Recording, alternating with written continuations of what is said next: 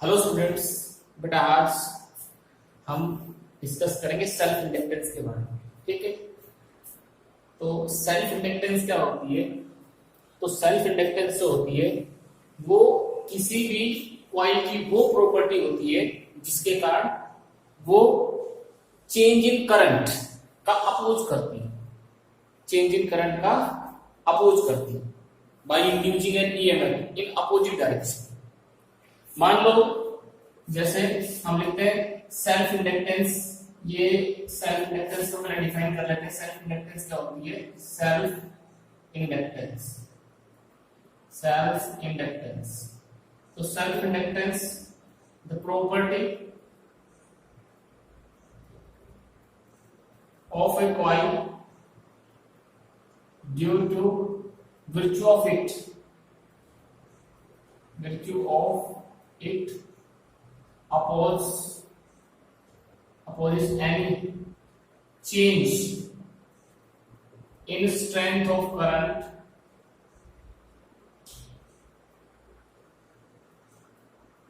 in the coil by inducing an EMF in opposite direction।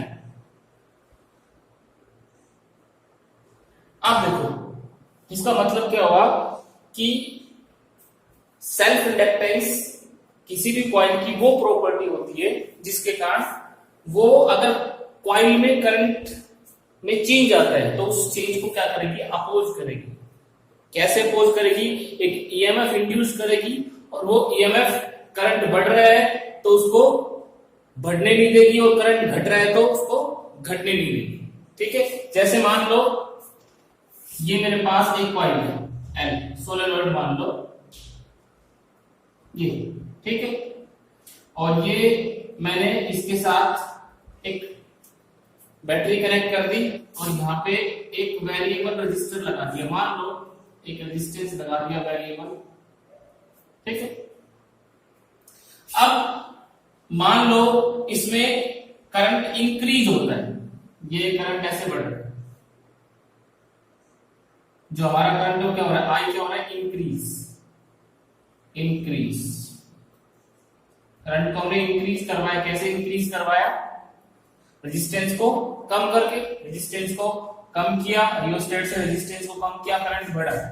अब current बढ़ेगा, हमें पता है इसके अंदर एक मैग्नेटिक फील्ड सेटअप हो जाता है। मैग्नेटिक फील्ड ये देखो इस तरह से एक मैग्नेटिक फील्ड सेटअप हो गया सोलेनॉइड के अंदर, ठीक है। और मैग्नेटिक फील्ड की डायरेक्शन ये होगी कि इसमें करंट कैसे, इस कॉइल में करंट कैसे जाएगा?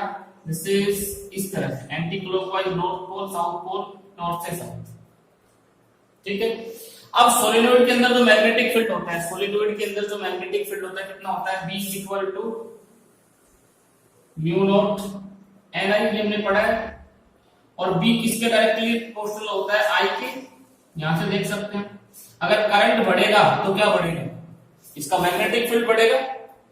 और इसके अंदर जो मैग्नेटिक फील्ड है सोलेनॉइड के अंदर वो किस पर डिपेंड कर रहा है? I के ऊपर। जैसे जैसे हम I को बढ़ाएंगे वैसे वैसे B की वैल्यू क्या होगी? बढ़ेगी। अगर B की वैल्यू बढ़ती है तो मैग्नेटिक फ्लक्स चेंज होगी। मैग्नेटिक फ्लक्स क्या होता है? Magnetic flux phi is equal to B dot A. Flux किसके डायरेक्टली प्रोपोर्शनल? बी के। अब देखो जैसे जैसे बी बढ़ेगा वैसे वैसे इसके अंदर से फ्लक्स क्या होगा? बढ़ेगा।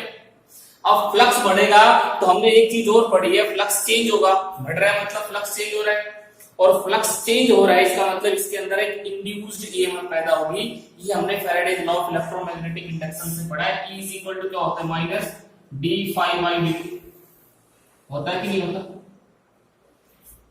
तो जैसे हम इस करंट को क्या करेंगे? इस करंट को इंक्रीज करेंगे तो इसके अंदर से मैग्नेटिक फ्लक्स क्या होगा? इंक्रीज। मैग्नेटिक फ्लक्स इंक्रीज होगा तो इसके अंदर एक इंड्यूस्ड ईएमएफ डेवलप हो जाएगी, इंड्यूस्ड ईएमएफ। और वो इंड्यूस्ड ईएमएफ क्या करेगी? अब यहाँ पे लेंज लॉ काम करती है। लेंज लॉ आपने पढ़ा है, लेंज लॉ क्या कहती है कि induced EMF produced in such a way it opposes the cause which is responsible for its production। जिसके कारण से करंट इंड्यूस हो रहा है उसी को क्या करेगा, अपोज करेगा। तो ये ईएमएफ अगर करंट इधर बढ़ रहा था, इंक्रीज हो रहा था, तो ये इसको क्या करेगी, डिक्रीज करेगी, करंट को कम करने की कोशिश करेगी।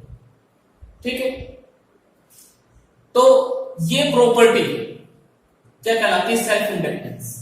अब देखो अगर करंट को हम क्या करते हैं, डिक्रीज करते हैं, रेजिस्टेंस को क्या करें, रेजिस्टेंस को ज्यादा करें तो करंट क्या होगा, डिक्रीज, करंट डिक्रीज होगा तो तुरंत एक इंड्यूस्ड ईएमएफ डेवलप हो जाएगी, मैग्नेटिक फ्लक्स डिक्रीज होगा क्योंकि मैग्नेटिक फील्ड डिक्रीज होगा, मैग्नेटिक फील्ड डिक्रीज होगा, इंड्यूस्ड ईएमएफ डेवलप होगी और वो इंड्यूस्ड ईएमएफ क्या करेगी, करंट को इंक्रीज करने की कोशिश करेगी। क्या करेगी, इंड्यूस्ड ईएमएफ करंट को इंक्रीज करने की कोशिश करेगी। मान लो ये क्या हो रहा है, when current increases, ये तो increase, so induced EMF tries to decrease the current। ठीक है, अगर मान लो ये हमारे पास ये सोलेनोइड इस तरह से है और ये हमने बैटरी लगाई, यहाँ पे ये रियोस्टेट था, इसमें मान लो हमने क्या किया, करंट क्या हो रहा है, इसमें करंट हमने इंक्रीज, इसमें करंट मान लो डिक्रीज हो रहा है, डिक्रीज, करंट डिक्रीज, तो इंड्यूस्ड ईएमएफ जो होगी वो क्या करेगी, वो सपोर्ट करेगी, करंट को बढ़ाएगी। अब इसमें कम हो रहा है करंट तो कम नहीं होने देगी, उसको बढ़ाएगी, अगर बढ़ रहा है तो उसको घटाएगी, घट रहा है तो बढ़ाएगी और बढ़ रहा है तो घटाएगी। ये प्रॉपर्टी क्या कहलाती है, सेल्फ इंडक्टेंस कहलाती है। क्या कहलाती है, सेल्फ इंडक्टेंस। तो ऐसे सर्किट जिनमें कॉइल लगी होती है, जिनमें कॉइल लगी होती है उसमें करंट जीरो से मैक्सिमम पहुंचने में कुछ टाइम लेता है। In current decrease, so induced EMF tries to increase current। ठीक है, तो ये प्रॉपर्टी क्या कहलाती है, सेल्फ इंडक्टेंस। और सेल्फ इंडक्टेंस को क्या बोलते हैं, इलेक्ट्रिकल इनर्शिया बोलते हैं। क्या बोलते हैं इसको, electrical inertia. It is also known as electrical inertia, it is also known as electrical inertia.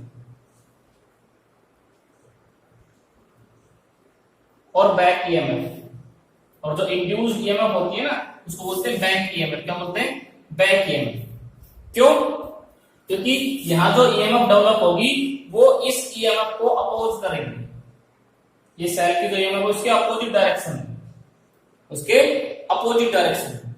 ठीक है, अब इलेक्ट्रिकल इनर्शिया क्यों बोलते हैं इसको, बहुत बार एग्जाम में पूछा जाता है भाई, क्योंकि इनर्शिया का काम क्या होता है, इनर्शिया काम क्या होता है, हमने 11th क्लास में पढ़ा है, इनर्शिया किसी बॉडी की वो प्रॉपर्टी होती है जो चेंज इन स्टेट को अपोज करती है। अगर कोई बॉडी रेस्ट में है तो उसको रेस्ट में कंटिन्यू रखना चाहेगी, और मोशन में है तो उसको मोशन में कंटिन्यू रखना चाहेगी। मोशन से रेस्ट में आएगा तो उसको अपोज करेगी, और रेस्ट से मोशन में जाएगा तो उसको अपोज करेगी। इसी तरह से यहाँ पे भी सेम काम हो रहा है। देखो यहाँ पे ये जो प्रॉपर्टी है सेल्फ इंडक्टेंस से क्या कर रही है, अगर करंट बढ़ रहा है तो उसको बढ़ने नहीं दे रही, और घट रहा है तो उसको घटने नहीं दे रही। तो जो काम मास का होता है इनर्शिया के अंदर, वही सेल्फ इंडक्टेंस का होता है इलेक्ट्रिकल इनर्शिया। तो इसको इलेक्ट्रिकल इनर्शिया भी बोलते हैं और बैक ईएमएफ भी बोलते हैं। तो इंड्यूस्ड ईएमएफ होगी इसको बैक ईएमएफ बोलते हैं। तो ये सेल्फ इंडक्टेंस होती है। ठीक है, सेल्फ इंडक्टेंस क्या चीज होती है, इसको हम अच्छे से समझ लेते हैं कि सेल्फ इंडक्टेंस किसी भी कॉइल की वो प्रॉपर्टी होती है जो change in strength of current in the coil उसको अपोज करती है। करंट बढ़ रहा है तो उसको बढ़ने नहीं देगी, घट रहा है तो उसको घटने नहीं देगी। तो ऐसे सर्किट जिनमें क्या लगी होती है, कॉइल लगी होती है, सेल्फ इंडक्टेंस के कारण करंट जीरो से मैक्सिमम पहुंचने में कुछ टाइम लेगा और मैक्सिमम से जीरो पहुंचने में कुछ टाइम लेगा। ऐसा नहीं कि लगाया तुरंत मैक्सिमम पहुंच गया। क्योंकि यहाँ हम जैसे ही सर्किट को ऑन करेंगे, की को ऑन करेंगे, तो करंट धीरे धीरे बढ़ेगा, करंट इसके अंदर बढ़ेगा तो मैग्नेटिक फ्लक्स चेंज होगा, मैग्नेटिक फ्लक्स चेंज होगा तो सेल्फ इंडक्टेंस के कारण एक इंड्यूस्ड ईएमएफ डेवलप होगी और वो क्या करेगी, उसको अपोज करेगी, जो बढ़ रहा है उस करंट को अपोज करेगी। ठीक है, अब देखो थोड़ा सा और इसके बारे में डिस्कस करते हैं। हम एक सर्किट लेते हैं, देखो इसमें एक अच्छा सा एग्जांपल लेते हैं, सर्किट लेकर के इसको स्टडी करते हैं। यहाँ पे देखो बेटा, मान लो मेरे पास एक सोलेनॉइड है, ठीक है, हमने मान लिया है एक सोलेनॉइड है, ये सोलेनॉइड मैंने ले लिया, ये एक सोलेनॉइड मैंने ले लिया, ठीक है, और इस सोलेनॉइड के साथ एक बल्ब कनेक्ट कर दें, बल्ब, और यहां पे बैटरी है और यहां पे की लगा है, ठीक है। तो हम क्या देखते हैं, जैसे ही मैं यहां से स्विच को ऑन करूंगा, व्हेन की इज क्लोज,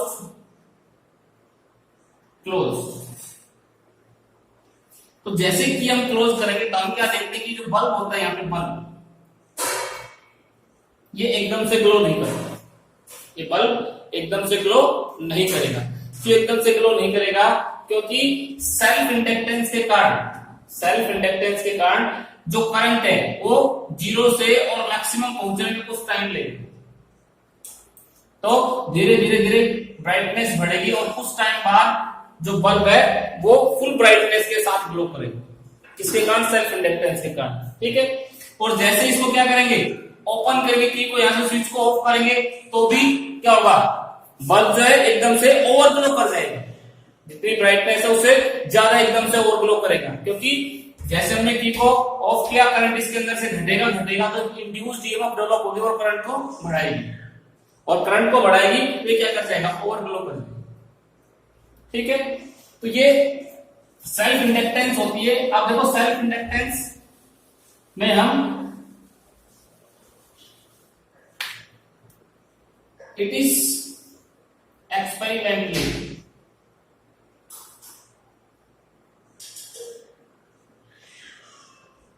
फाउंड दैट जो फ्लक्स था वो डायरेक्टली प्रोपोर्शनल किसके होता है, आई के, क्योंकि हमने क्या बताया, हमने भी यहां पे लिखा था बी डायरेक्टली प्रोपोर्शनल किसके होता है, आई के, और फाइव किसके डायरेक्टली प्रोपोर्शनल होता है, बी के, तो फाइव किसके डायरेक्टली प्रोपोर्शनल हो जाएगा, करंट के। तो ये करंट बढ़ेगा तो मैग्नेटिक फील्ड बढ़ेगा, मैग्नेटिक फील्ड बढ़ेगा तो मैग्नेटिक फ्लक्स बढ़ेगा, ठीक है। तो phi directly proportional to I, यहां से इस साइन को रिमूव करो, phi is equal to L I, where L is constant known as self inductance of the coil। ये कॉइल की क्या होती है, सेल्फ इंडक्टेंस, ठीक है। The SI unit of self inductance की जो SI यूनिट है वो हेनरी होती है। क्या होती है, हेनरी। और इसको H से लिखते हैं, किससे डिनोट करते हैं, H से। यहां से वैसे हम यूनिट निकाल सकते हैं और क्या हो जाएगी, और N इज इक्वल टू कितना आ जाएगा, N इज इक्वल टू लिख सकते हैं pi upon I. Magnetic flux की क्या होती है, मैग्नेटिक फ्लक्स की होती है वेबर, और करंट की पर एम्पियर, करंट की होती है एम्पियर, तो वेबर पर एम्पियर,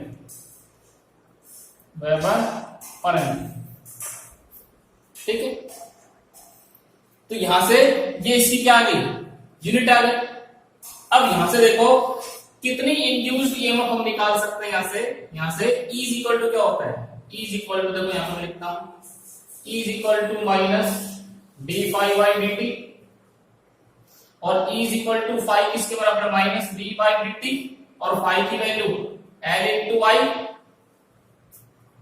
ठीक है। L तो कांस्टेंट है, minus L d I by d t. ठीक है, और यहां से एल कितना आ गया, L is equal to minus d I by d d I by d. ठीक है, तो यहां से भी सेल्फ इंडक्टेंस हम निकाल सकते हैं भाई, कितनी इंड्यूस्ड ईएमएफ डेवलप हुई, और ये क्या है, rate of change of current, और किस रेट से करंट चेंज हो रहा है। भाई यहां से एक यूनिट और निकाल सकते हैं, क्या यूनिट निकल जाएगी, और यहां से इसकी वोल्ट, इसकी क्या ऊपर जाएगा तो सेकंड, ठीक है, और पर एम्पियर, वोल्ट सेकंड पर एम्पियर की यूनिट आ जाएगी। डायमेंशनल फॉर्मूला भी निकाल सकते हैं, डायमेंशनल फॉर्मूला क्या आ जाएगा, डायमेंशनल फॉर्मूला सेल्फ इंडक्टेंस का डायमेंशनल फॉर्मूला हम निकालना चाहें तो डायमेंशनल फॉर्मूला यहां पे देखो क्या है,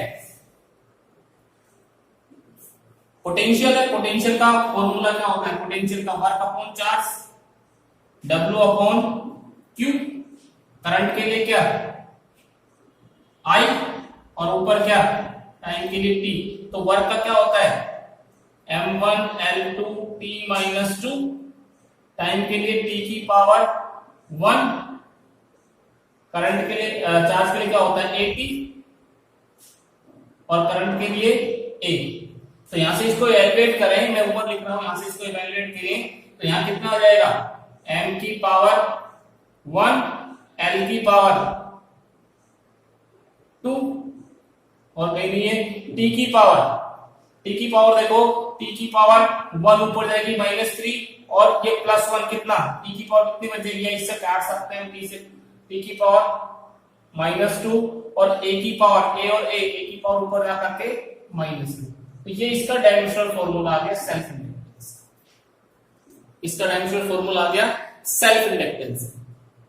ठीक है, तो ये सेल्फ इंडक्टेंस होती है, सेल्फ इंडक्टेंस के कारण इंड्यूस्ड ईएमएफ कितनी होती है, -L di/dt। तो ऐसा ये भी लिख सकते हैं, अगर ये क्या हो, if di/dt is equal to 1 ampere per second, क्या है 1 एम्पियर पर सेकंड, तो L किसके बराबर हो जाएगा, L is equal to E के बराबर हो जाएगा कि नहीं हो जाएगा, माइनस साइन को छोड़ दें तो L मैग्नीट्यूड में L किसके बराबर होगा, E के बराबर, कब, when current changes at the rate of 1 ampere per second. अगर करंट 1 एम्पियर पर सेकंड के रेट से किसी कॉइल में चेंज होता है तो उसमें इंड्यूस्ड ईएमएफ जो होगी वो सेल्फ इंडक्टेंस के बराबर होगी। ठीक है, तो ये सेल्फ इंडक्टेंस होती है। उसके बाद किसी सोलेनोइड की सेल्फ इंडक्टेंस कितनी होती है, self inductance of a solenoid important है और बहुत बार एग्जाम में पूछा जाता है बेटा self inductance of a solenoid. तो self inductance of a solenoid बहुत ही आसानी से निकाल सकते हो, सेल्फ इंडक्टेंस आपको अच्छे से समझ में आ गया है। तो यहाँ पे हम एक सोलेनोइड की सेल्फ इंडक्टेंस निकालते हैं, तो एक सोलेनोइड की सेल्फ इंडक्टेंस कितनी आएगी उसको यहाँ पे कैलकुलेट करके देखते हैं। तो देखो यहाँ पे, तो यहाँ पे self inductance of a solenoid, self inductance of a solenoid. ठीक है, तो हम कोई सोलेनोइड मान लेते, मान लो ये हमारे पास एक सोलेनोइड, ठीक है, ये सोलेनोइड हमने मान लिया, ये की लगा दी, यहाँ पे इसे कनेक्ट कर दिया, ये करंट इसके अंदर फ्लो करेगा, करंट फ्लो करेगा पॉजिटिव टर्मिनल, ठीक है, इसके अंदर एक मैग्नेटिक फील्ड सेटअप हो जाएगा इस तरह से, और ये मैग्नेटिक फील्ड कैसा होता है, यूनिफॉर्म होता है। ठीक है, अब यहां पे देखो magnetic field due to a solenoid, magnetic field due to a solenoid कितना होता है बेटा, सोलेनोइड के कारण B is equal to mu naught n I. अगर I करंट फ्लो कर रहा है तो N क्या है, नंबर ऑफ टर्न्स पर यूनिट लेंथ, यहाँ पे N क्या है, N नंबर ऑफ टर्न्स पर यूनिट लेंथ। इसमें बच्चे कंफ्यूज हो जाते हैं, ठीक है। और यहां पे हम कैपिटल एन क्या मानते हैं, capital N total number of turns, total number of turns in the solenoid. अगर इसकी लेंथ यहां से यहां तक सोलेनोइड की एल है तो एन कितना आ जाएगा, एन बाई एल, सभी को पता है, इसमें कंफ्यूज होने की जरूरत नहीं है बेटा। नंबर ऑफ टर्न्स पर यूनिट लेंथ, एक यूनिट लेंथ के अंदर कितनी टर्न्स आएंगी, तो total turns divided by total length. ठीक है, तो मैंने मैग्नेटिक फील्ड लिखा B equal to mu naught n I. ठीक है, so magnetic flux linked with each turn, हर एक टर्न के साथ कितना मैग्नेटिक फ्लक्स लिंक्ड होगा, फाइव किसके बराबर होता है, phi equal to B dot A. भाई ए क्या है, एरिया ऑफ क्रॉस सेक्शन, और बी क्या है, magnetic field. Magnetic field total magnetic flux linked with solenoid. भाई एक टर्न के साथ इतना, सोलेनोइड में कितनी टर्न्स, टोटल कितनी टर्न, एन, तो टोटल मैग्नेटिक फ्लक्स कितना हो जाएगा, phi equal to n B ए।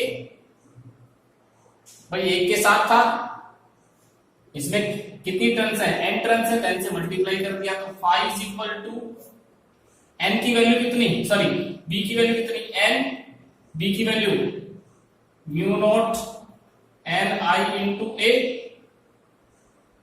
ये हमारे पास, इसको इक्वेशन नंबर फर्स्ट डाल ले। अब यहां पे एक चीज देखो, मैं इसको यहां से मिटा देता हूं। अब यहां से एक चीज देखो बेटा, कि हमें पता है कि फाइव किसके बराबर होता है, if L is the self inductance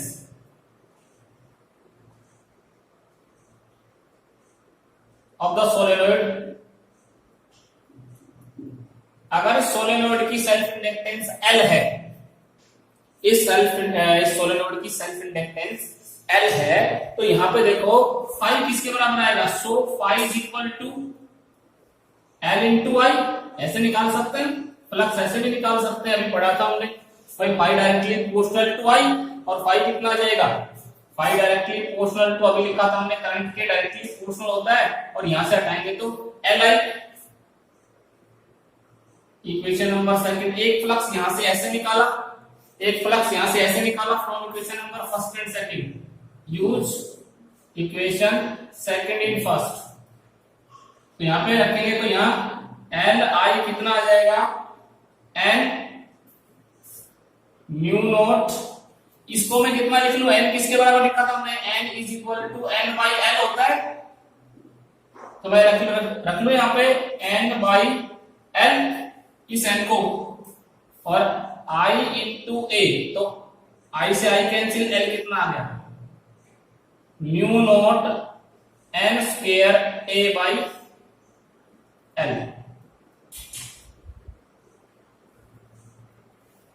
अब देखो किसी भी सोलेनोइड की सेल्फ इंडक्टेंस किसके डायरेक्टली प्रोपोर्शनल होती है, एरिया ऑफ क्रॉस सेक्शन के, नंबर ऑफ टर्न जो होती है उसके स्क्वायर के डायरेक्टली प्रोपोर्शनल, और परमिएबिलिटी के। ठीक है, तो ये किसी सोलेनोइड की सेल्फ इंडक्टेंस होती है। This is the self inductance of a solenoid. तो ये फॉर्मूला हमें बहुत काम आने वाला है, तो इस फॉर्मूले को हम याद रखेंगे। किसी भी सोलेनोइड की जो सेल्फ इंडक्टेंस होती है वो mu naught N square A by l होता है।